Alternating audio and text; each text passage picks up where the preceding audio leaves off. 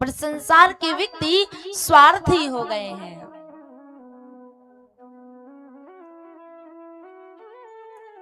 लोभी हो गए हैं।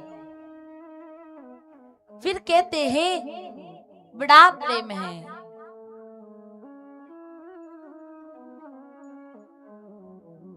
संसार में स्वार्थी इसलिए लोगों को कहा गया है कि आप अगर आगे बढ़ रहे हैं तो दुनिया टांग पकड़ के घसीट लेगी आपको कि आप आगे ना जाइए। आप सत्संग सुनने जा रहे हैं तो व्यक्ति कहेगा कि क्यों जा रहे हो, अभी तुम्हारी उम्र ही क्या है? कुछ माता पिता लोगों की बात में आकर के कहते हैं कि हम अपने बच्चों को सत्संग में भेज देंगे तो हमारे बच्चे बाबा बन जाएंगे। नहीं, बोले ना ना भैया, हम तो सत्संग में नहीं भेजेंगे, हमारे बालक बाबा बन गए तो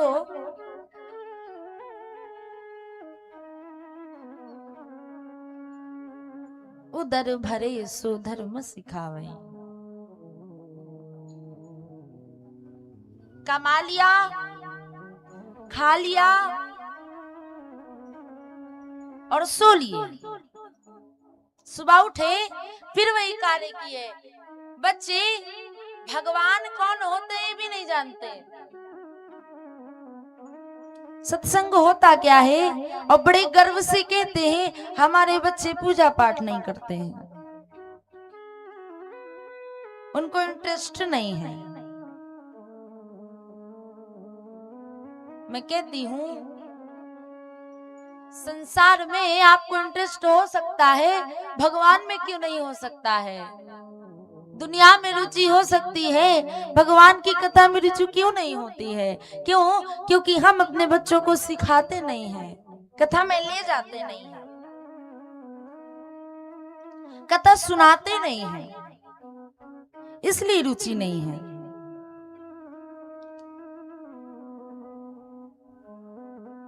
अथवा कोई जा भी रहा होता है तो उसको टोक देते हैं, अरे तुम अपने बच्चों को भजन मत सिखाओ, तुम अपने बच्चों को कथा ना सिखाओ। ये कथावाचकों के पास काम ही यही होता है। नहीं, कहते हैं भजन करो, सत्संग करो, कलावा पहनो, तिलक लगाओ, कथा में आओ। आप आएंगे स्वयं के लिए आएंगे, और हम आपको कथा सुना रहे हैं, ये कृपा है, और इस कृपा को कोई समझ ही नहीं रहा है। कृपा को समझिए। बोले मूल्य चीज क्या है? बोले प्रेम। बोले विष्णु भगवान लक्ष्मी जी से बड़ा प्रेम करते हैं। बोले नहीं, छोड़ के चले जाते हैं कभी भी, कोई भक्त बुलाता है। बोले हाँ, एक बात जरूर कहेंगे, भोलेनाथ पार्वती मैया को कभी छोड़ के नहीं जाते हैं, संग ही रहते हैं। नारद जी कहते हैं मैं नहीं मानता। बोले हाँ, रोज जाकर के देख लो। नारद जी रोज जाते हैं और रोज भोलेनाथ ही मिलते हैं, पार्वती मैया भोलेनाथ संग ही बैठते मिलते हैं। एक दिन भोले बाबा किसी भक्त से मिलने गए थे और सोई नारद जी आ गए। नारद जी आए और कहते हैं माता प्रणाम। अरे पार्वती जी कहती है ओहो भाग्य हमारे नारद जी जो आप बोले आपको पता है ये अमर कथा बाबा उसी को सुनाते हैं जिससे सबसे ज्यादा प्रेम करते हैं, और आपको नहीं सुनाए? बोले नहीं, भोलेनाथ तो हमसे बहुत प्रेम करते हैं। अब माता रुष्ट होकर के बैठ जाती हैं। नारद जी चले जाते हैं। नारद जी कहते हैं माता जी भोलेनाथ को मत बताइएगा कि मैं आया था। अब भोलेनाथ आते थे पहले तो किस भक्त से मिलने गए? माता पूछती थी, इधर देवी कुछ नहीं पूछ रही है। भोलेनाथ को लगा देवी जी व्यस्त हैं, पुकारते हैं, अरे देवी सुनती हो? माता नहीं बोलती हैं कुछ। फिर से आवाज लगाते हैं, अरे देवी सुनती हो?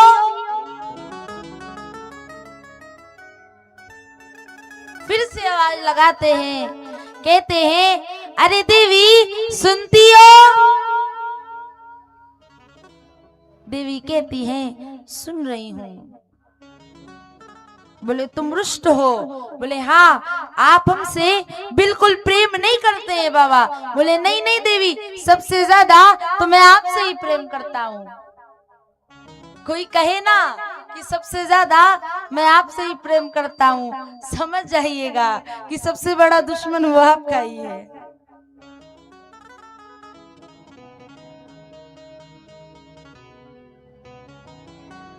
जहां सम्मान मिल रहा हो थोड़ा दूर ही रहा करिए।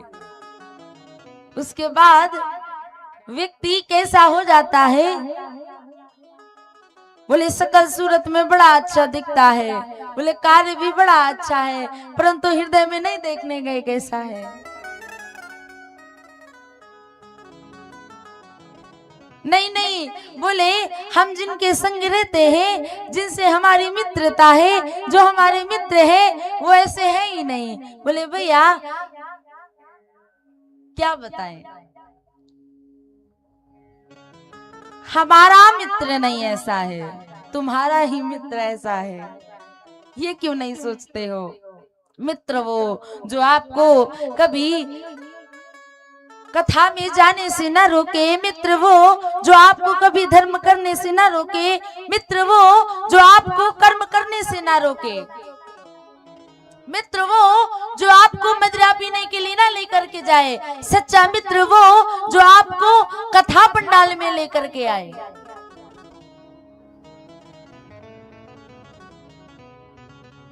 वो सच्चे मित्र होते हैं। मित्र बना लिया, दोस्त बना लिया, यार बना लिया, क्या मिला? कुछ नहीं। दुनिया घूम लो, परंतु अंत में आपको प्रभु के पास ही आना पड़ेगा। यही सच्चाई है। चाहे आज आ जाओ, चाहे कल आ जाना, और चाहे पूरी दुनिया घूम के बाद आ जाना, लेकिन आना है प्रभु की शरण में। बाबा बोलते हैं सबसे ज्यादा प्रेम तो मैं आपसे ही करता हूं। बोले अमर कथा क्यों नहीं सुनाई? बोले अमर कथा, बोले कौन आया था? नारद जी आए होंगे। बोले हाँ नारद जी आए थे। बोले हाँ मैं समझ गया था, अगर आग जल रही हो तो घी डालना अच्छा आते हैं नारद जी, मैं समझ गया। भोलेनाथ कहते हैं, भोलेनाथ कहते हैं चलिए अब नहीं सुनाया, चलिए अमरनाथ पर्वत पे अब सुना देते हैं। बोले पहले क्यों नहीं सुनाया बाबा? बोले पहले इसलिए नहीं सुनाया कि ये अमर कथा है, और ये अमर कथा ऐसी है जो सुनता है अमर हो जाता है। और आप देवियों में तो बात तो पचती नहीं है। ये मैं नहीं कह रही माताओं, ये भोलेनाथ कह रहे हैं। और ये अमर कथा किसी को बतानी नहीं होती है, और आप माताएं सबको बता देती है। इसलिए आपको देवी हम नहीं सुनाए। जाते हैं बाबा अमरनाथ पर्वत पर बैठ करके डमरू बजाते हैं। जितने भी पशु पक्षी थे सब चले जाते हैं, परंतु वो सुख शावक वहां रहता है, सुखदेव जी रहते हैं। बाबा कथा सुनाते हैं। 4 दिवस की कथा होती है, माता सो जाती हैं। अब बाबा ने पहले ही कहा था कि मैं कथा आंख बंद करके सुनाऊंगा, और देवी तुम बीच बीच में हुंकारी देते रहना। अब परंतु देवी तो सो गई। सुखदेव जी महाराज सोच रहे हैं ये हुंकारी कौन भरेगा, समझ में नहीं आ रहा है। स्वयं हुंकारी भरने लगे। कथा हो गई। बाबा कहते हैं बोले वृंदावन बिहारी लाल की जय हो। अब माता जैसे ही कहती है वृंदावन बिहारी लाल की जय, सुनती कहती बाबा आगे प्रसंग क्या है बताइए। बाबा कहते हैं 7 दिन पूर्ण हो गए, कथा हो गई और आप पूछ रही हैं कि आगे क्या है बताइए। बोले मैं तो सो गई थी। तो बोले हुंकारी कौन मर रहा था। बाबा इधर उधर देखते हैं तो सुखदेव जी नजर आते हैं और सुखदेव जी महाराज जोर से भागते हैं, व्यास जी के आश्रम में जाते हैं और व्यास जी की पत्नी अत्रिका देवी जमाई ले रही थी और सुखदेव जी महाराज उनके गर्भ में ही चले जाते हैं। अब बाबा आते हैं, व्यास जी के आश्रम में आते हैं, कहते हैं नहीं छोड़ूंगा नहीं छोड़ूंगा नहीं छोड़ूंगा। व्यास जी कहते हैं बाबा किसे नहीं छोड़ूंगा। बोले तुम्हारे घर में एक चोर आया है और हमारी कथा लेकर के गया है, चोरी करके गया है। बोले कौन सी कथा बाबा। बोले अमर कथा। बोले सच में आप बड़े भोले हो, जिसने अमर कथा सुन ली वो अमर हो गया और आप उसको मारने आए हो।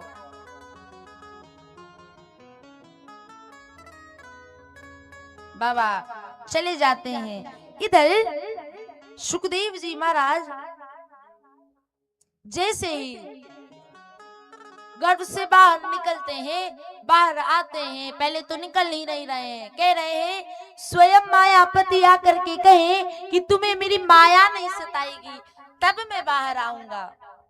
स्वयं ठाकुर जी मायापति आकर के कहते हैं कि तुम्हें मेरी माया नहीं सताएगी। तब सुखदेव जी महाराज आते हैं और ना माँ से माँ कहते हैं, ना पिता से पिता कहते हैं, सीधे वन की ओर जाते हैं। व्यास जी पीछे पीछे कहते हैं पुत्र रुको कहाँ जा रहे हो। परंतु पुत्र तो नहीं रुकने वाले। सुखदेव जी महाराज आगे बढ़ते हैं। वृक्षों ने व्यास जी को समझाया, तब व्यास जी दुखी होकर के आश्रम को जाते हैं। इधर व्यास जी का जन्म जब हुआ, द्वापरे समनु प्राप्ते तृतीय युग पर्यये, जाता पाराशराद्योगी वावस्यम कलया हरि।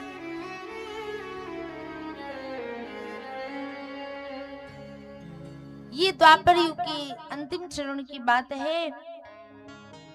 पाराशर जी के पुत्र बन करके व्यास जी जब आते हैं तो व्यास जी ना जाने कितने पुराण रच डालते हैं।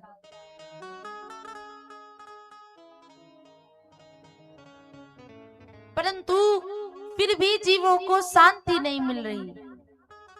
नारद जी आते हैं और नारद जी व्यास जी से कहते हैं, क्योंकि दुखी बैठे हैं, समझ में नहीं आ रहा। नारद जी कहते हैं पाराशरी महाभागा भक्ता कच्चिदात्मा परितुष्याति संसार आत्मा मानस एव वा।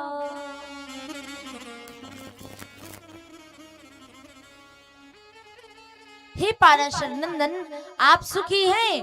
बोले नहीं, पोती तो लिख दिए हैं पर जीव नहीं सुखी है, इसी बात से हम दुखी हैं। पोथी पढ़ पढ़ जगु पंडित भयानको, ढाई अक्षर प्रेम के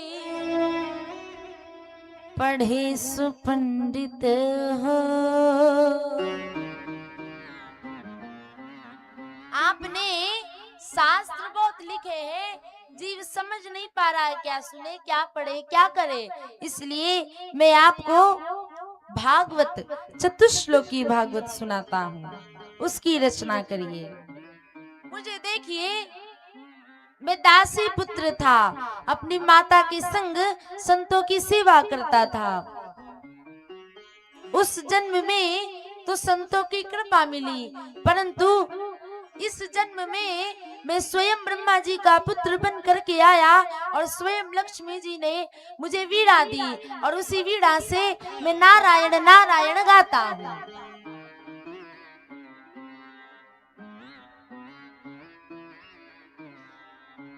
चतुश्लोकी भागवत नारद जी व्यास जी को सुनाते हैं और इधर व्यास जी बोलते जाते हैं और गणेश जी लिखते जाते हैं। इस प्रकार भागवत जी के 18,000 श्लोकों का निर्माण करते हैं। बोले वक्ता चाहिए, कोई अच्छा वक्ता चाहिए। व्यास जी को अपने पुत्र सुखदेव जी महाराज की याद आती है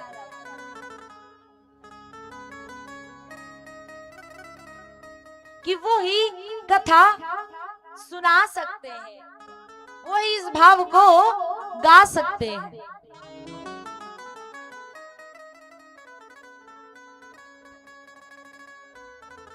अपने शिष्यों को व्यास जी श्लोक सिखा देते हैं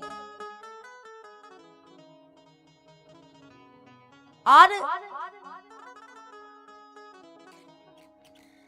वन में लकड़ी लेने जाते हैं व्यास जी के शिष्य और उस श्लोक का वाचन करते हैं। बरहा पीड़म नटवर वपुः कर्णयो कर्णिकारम् विभ्रदवासा कनक कपिशम वेजयन्तीं चमालम् रंद्रान वेणो रदरसुदया पूरयन गोपवंदे वृंदारण्यम स्वपदरमणं प्राविशद गीत कीर्तहि। भगवान का बड़ा सुंदर स्वरूप है।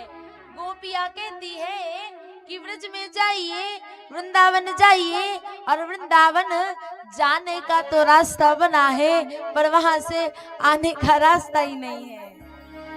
एक बार चले जाएंगे तो वापस आ ही नहीं पाएंगे। आप स्वयं तो आ जाएंगे परंतु मन वही रह जाएगा। भक्त कह रहा है अकेली गई थी ब्रज में, कोई नहीं था मेरे संग में, और मोर पंख वाला मिल गया, बांसुरी वाला मिल गया। गाएंगे? उठाइए दोनों हाथ पूरे पूरे।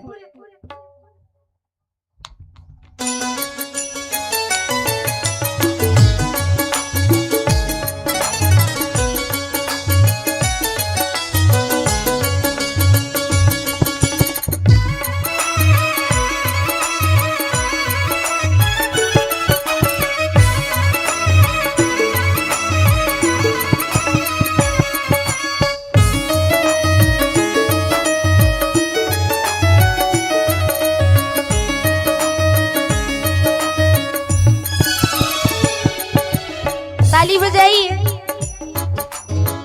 अकेली गई थी ब्रज में, कोई नहीं था मेरे संग में। अकेली गई थी ब्रज में, कोई नहीं था मेरे संग में। हाँ, अकेली गई थी ब्रज में, कोई नहीं था मेरे संग में। अकेली गई थी ब्रज में, कोई नहीं था मेरे संग में। मोर पंख वाला मिल गया,